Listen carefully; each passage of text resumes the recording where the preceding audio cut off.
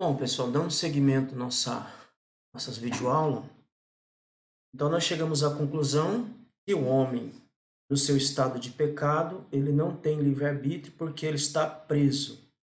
Quem está preso não pode estar livre. Quando é que esse homem se faz livre? Ele se faz livre quando ele está em Cristo Jesus. Aí então ele tem a liberdade de dizer não para o pecado e orientar as suas decisões direcionadas para Deus. Ou seja, esse homem se volta para Deus e para o louvor da glória de Deus. Tá? Então nós chegamos nesse ponto no nosso estudo em que entendendo que o homem ele não tem livre-arbítrio, ele passa a ter livre-arbítrio a partir do momento que ele está em Cristo. Fora de Cristo, esse homem ele está totalmente desassistido. Não tem como ele usufruir do livre-arbítrio de dizer não ao pecado, porque todo homem está corrompido, todo homem está entregue ao pecado, todo homem está voltado para o pecado e todas as suas decisões, todo o seu livre-arbítrio é orientado pelo mal.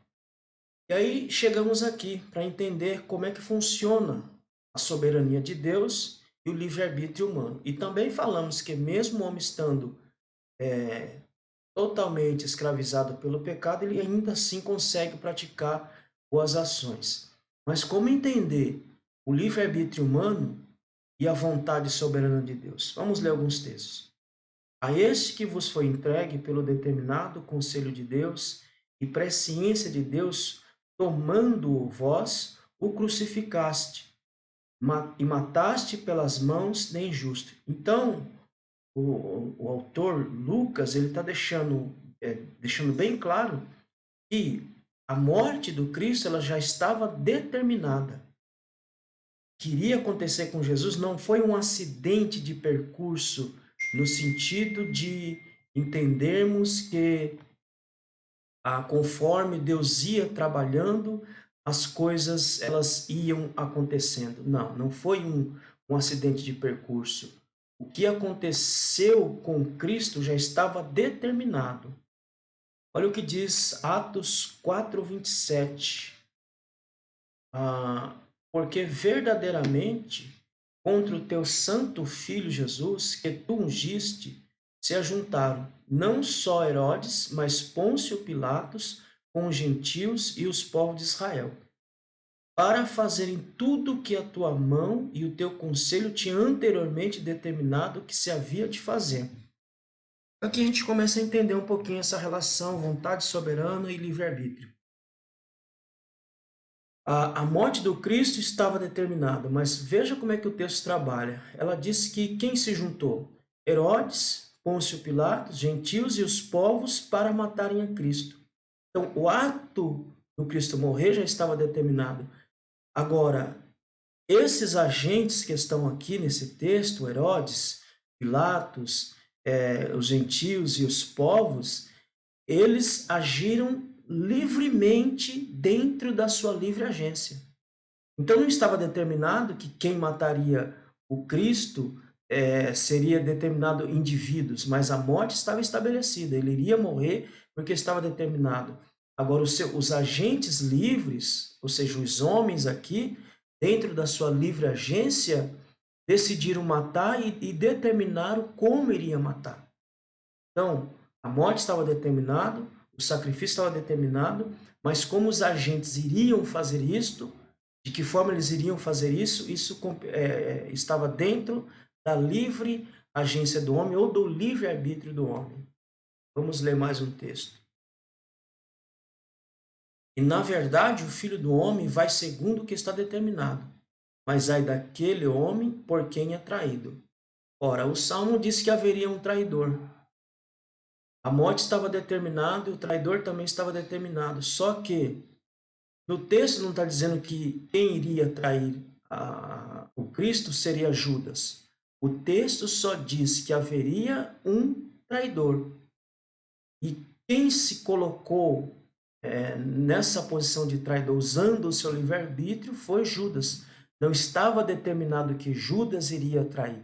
estava determinado que o Cristo iria morrer, estava determinado que haveria um traidor, mas não estava determinado que Judas Iscariote seria o traidor. Judas, no seu livre-arbítrio, deixou-se inflamar e fez a ação de trair livremente, usando o seu livre-arbítrio, sua livre agência para fazer tal ato.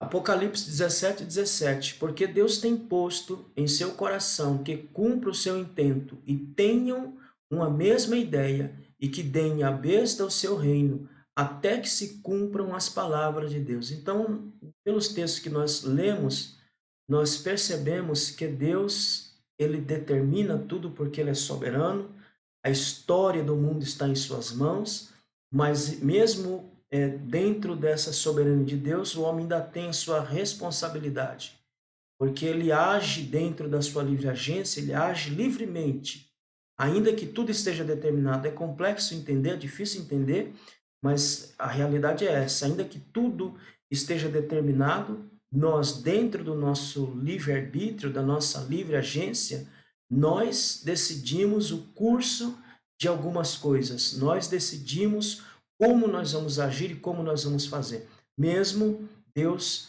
sendo soberano e determinando todas as coisas. Vamos ver a história de José, que é uma história interessante, quando os seus irmãos o vendem, achando que vão praticar o mal contra José, que vão prejudicar José. Veja como que essa história termina. Deus permitiu a entrada do pecado no mundo? Então, essa é a pergunta. Por que eu coloco aqui a história de José para nós analisarmos essa questão? Porque o próprio José, depois ele vai dizer o seguinte, que aquilo que os irmãos deles intentaram como mal, já era alguma coisa que estava determinada por Deus, para que lá na frente pudesse abençoar não só os seus familiares, mas todo um reino. Então veja que Deus conhece tudo, sabe tudo, faz todas as coisas, mas o homem, dentro da sua livre agência, consegue trabalhar dentro dessa vontade soberana e mesmo assim ser responsável pelos seus atos, pelos seus pecados. Aí vem a pergunta: Deus permitiu a entrada do pecado no mundo? Porque é a grande questão, se Deus sabe de tudo, se Deus fez tudo, então logo Deus determinou ou decretou a entrada do pecado no mundo. Se isso foi feito, logo Deus se faz pecador e o homem não tem responsabilidade alguma diante dos seus atos. Essa é a conclusão que nós chegamos quando nós analisamos desta forma. Ele determinou todas as coisas, inclusive nossas ações livres? É a pergunta. Então, duas perguntas. Ele decretou o pecado? Ele deixou o pecado entrar no mundo? Todas as nossas ações já está determinada por Deus, inclusive nossas ações livres? Essa é a pergunta que nós temos que responder.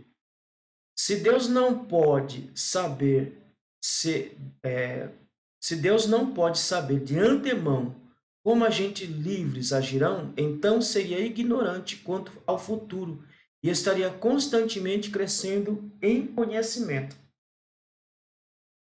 E aqui não é a ideia de que Deus determinou até a livre agência, mas Deus conhece como o homem vai agir.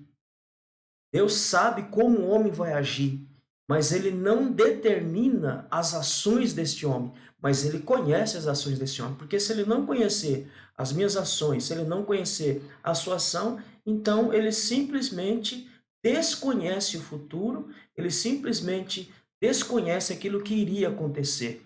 E aí ele estaria, assim como nós, crescendo constantemente em conhecimento. Então, em Deus não tem um crescendo em conhecimento. Deus é o próprio conhecimento. Então, ele determina todas as coisas e ele sabe como os seus livres, como o homem agiria dentro do seu livre-arbítrio. Não é que ele determinou a ação do homem, mas ele conhece e sabe como o homem vai agir. É diferente de falar que Deus determinou até mesmo as nossas ações. Ele sabe como nós vamos agir, ele sabe como nós vamos proceder, mas ele não determina essas ações. Porque se ele determinar essas ações, então logo ele é o autor do pecado. O pecado ele permitiu que o pecado entrasse no mundo. mas ele não decretou a entrada do pecado no mundo e nem decretou que o homem comesse do fruto. Ao homem foi dado o poder de decidir dentro do Éden, porque o seu livre-arbítrio no Éden não estava escravizado, não estava mortos em delitos e pecado. O homem era livre para decidir. Então, se Deus não conhecer como os seus livres como nós iremos agir, então ele desconhece o futuro. Ele não sabe o que irá acontecer daqui a um minuto, então ele não tem a onisciência, ele não tem a onisciência, ou seja, ele não conhece todas as coisas, ele vai conhecendo as coisas ao longo da história, que seria uma grande contradição. Então, esse ponto aqui é interessante. Se Deus não pode saber de antemão como agentes livres agirão, então seria ignorante quanto ao futuro. Então, a ideia é essa. Deus sabe de tudo, Deus decreta todas as coisas, mas não decreta o pecado. O pecado, ele entra na ideia da permissão divina. Ele sabe como seus agentes vão agir, mas ele não determina como seus agentes vão agir. Ao criar agentes livres, ele se dispôs a não conhecer de antemão como agiriam, a fim de deixar incólume a liberdade deles. Então, Deus, eles, segundo essa proposição, nos leva à seguinte conclusão, que Deus deixa de ser Deus, ou seja, o infinito se torna finito e não enxerga uma palma à sua frente. Ou seja, e eu estou tirando isso daqui do livro do Odd, não que ele está afirmando isso aqui, mas ele está dizendo o seguinte, se Deus não conhece de antemão como seus agentes eles vão agir e deixa tudo isso na mão do homem, então ele deixa de ser Deus. Então, por isso que eu coloquei aqui embaixo. Essa proposição nos leva à seguinte conclusão, que Deus deixa de ser Deus. É exatamente isso. Se ele não sabe como seus agentes vão agir, ele deixa de ser Deus. Aquilo que é infinito se torna finito. Ou seja, ele não enxerga um palmo à sua frente. Ou seja, ele não sabe o que se vai dar daqui a um minuto, se ele não sabe como seus agentes vão agir. Então, a ideia é que ele sabe de antemão como nós vamos agir. E mesmo diante disso, sabendo de antemão, ele não determinou a forma como nós agiríamos, mas ele sabe. E aí, dentro dessa ideia, é que nós temos a nossa livre agência, a nossa responsabilidade diante de Deus. Se ele pode pré-ordenar a morte de Cristo na cruz, ele também pré-ordenou ou permitiu a entrada do pecado no mundo, que é diferente, gente. É diferente entre Deus decretar e permitir. Se ele decretou, então ele criou o pecado. Se ele criou o pecado, o maior pecador de todos é ele. Ele não decretou, mas ele permitiu que o pecado entrasse no mundo pela ação dos seus agentes livres, que somos nós. Não podemos confundir fatalismo com determinismo, no sentido teológico. O primeiro opera sobre uma necessidade cega. Então, como é que o fatalismo age?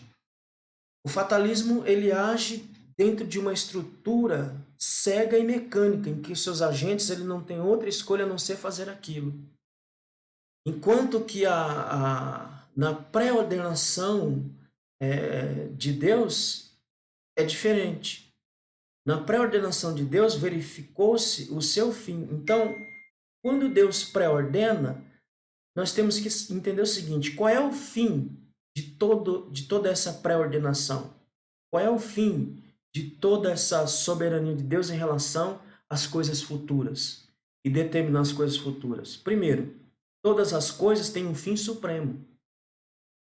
Então, dentro dos decretos de Deus, todos eles têm um fim supremo. Enquanto no fatalismo não há esse elemento de um fim supremo.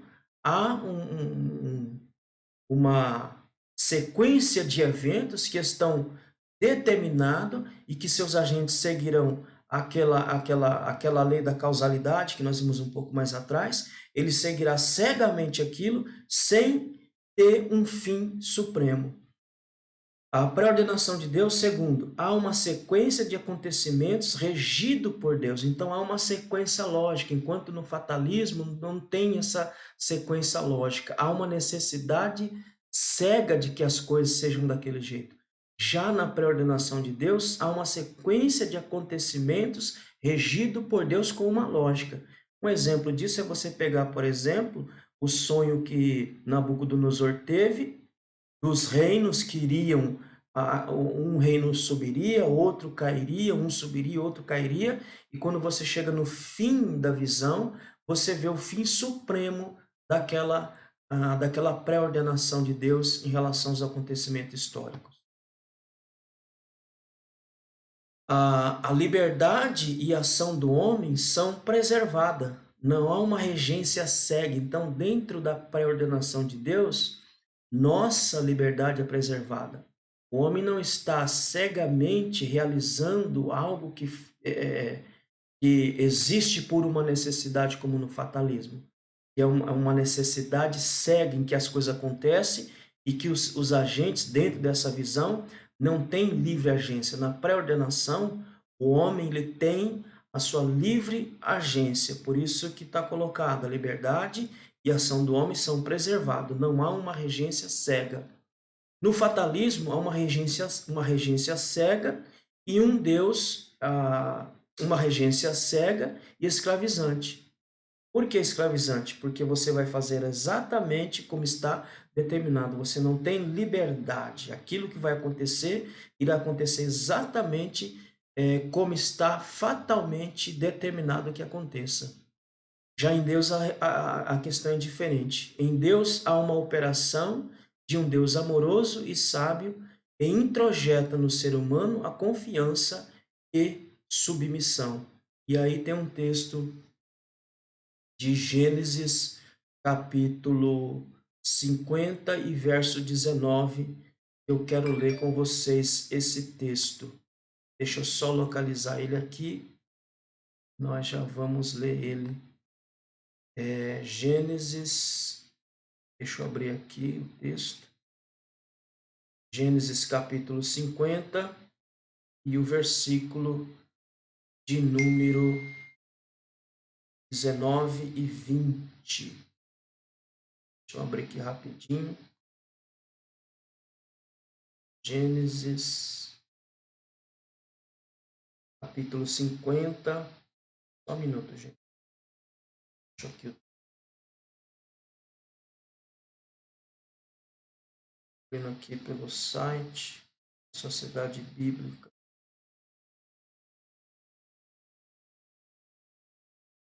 Vamos ver o que diz Gênesis capítulo 50 e o versículo de número 20. Assim está escrito: E José lhes disse: Não temais, porque porventura estou em lugar de Deus, vós bem intentaste mal contra mim, porém Deus o tornou em bem, para fazer como se vê neste dia, para conservar a vida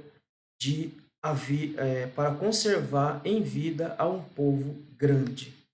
Então veja, José está dizendo o seguinte: olha, ainda que vocês intentaram um mal contra mim, Deus o fez este mal se reverter em bênção não só para a casa de Jacó, mas para toda a humanidade. Então isso já estava pré-ordenado por Deus. Isso já estava decidido por Deus. Então veja que dentro dessa pré-ordenação que não é escravizante, Deus coloca no coração humano essa confiança, essa submissão em se deixar conduzir pela vontade soberana de Deus. Seguindo aqui, aí nós já estamos partindo para o encerramento dessas aulas. Deus, em seu poder pleno, em seu decreto, dá certeza de que tudo ocorrerá, mas ele não realiza tais eventos de forma direta. Então, tudo está ordenado que aconteça, as coisas acontecerão exatamente como Deus assim determinou, como Deus assim pré-ordenou, só que ele não está diretamente ligado, não está executando diretamente essa pré-ordenação. Quem é que faz isso? Os livres agentes, dentro da sua livre ação, é aí que eles operam. Então, Deus, ele tem esse poder de realizar, decretar todas as coisas, mas o homem, dentro do seu livre-arbítrio, ele age dentro dessa pré-ordenação. Jeremias predisse que os caldeus tomariam Jerusalém, o que já estava pré-ordenado por Deus como meio de disciplinar o seu povo. Mas os caldeus tiveram sua liberdade de ação preservada, assim como em Isaías 45, Deus levanta Ciro para libertar o povo, mas ele teve livre agência como fazê-lo. Então, Deus pré-ordena tudo, decreta tudo, mas os homens, dentro da sua livre agência, dentro do seu livre-arbítrio, opera dentro desse decreto divino.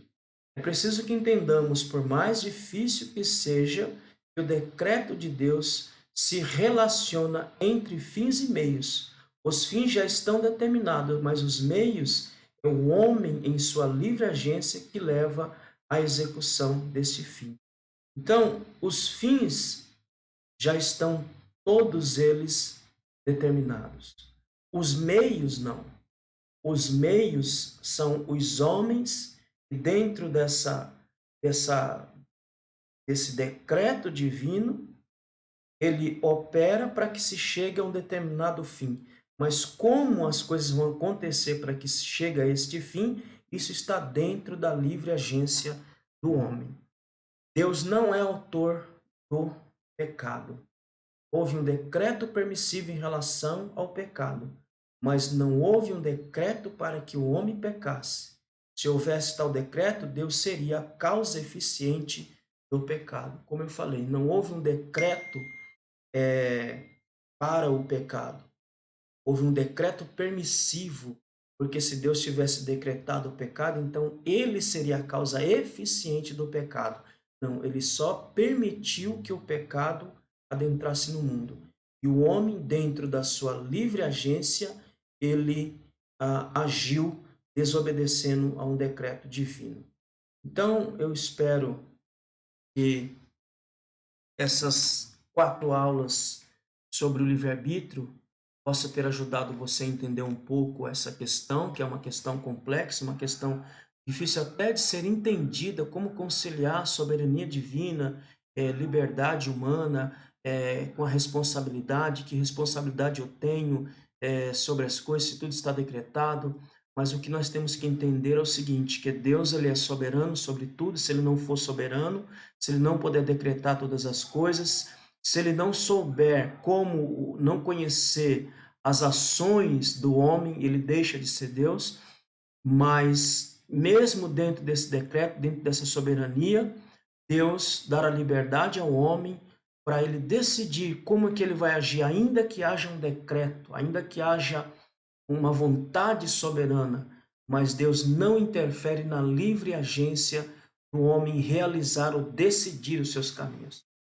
Então, gente, é um assunto difícil, um assunto que a gente não tem uma resposta, até uma resposta racional e satisfatória, mas o que nós temos que entender é que tudo está pré-ordenado e que toda essa pré-ordenação tem um fim supremo, e que dentro dessa pré-ordenação nós ainda temos a nossa responsabilidade diante de Deus, porque Deus nos deu, nos dotou com essa livre agência para nós decidirmos como que nós vamos agir, como que nós vamos decidir diante de Deus. É um assunto complexo, mas eu espero ter esclarecido um pouco como é que funciona, como é que se relaciona a soberania de Deus e o livre-arbítrio do homem, entendendo que o homem sem Deus ele não tem livre-arbítrio porque ele está preso, está escravizado. Então o livre-arbítrio do homem sem Deus está todo orientado para o mal. E quando ele vem para Cristo, aí sim ele tem o livre-arbítrio de dizer não ao pecado. Mas todas as coisas aconteceram exatamente como Deus determinou, como Deus pré-ordenou. E nós, dentro dessa pré-ordenação, continuaremos agindo livremente para a glória de Deus. Que Deus abençoe e até a próxima aula.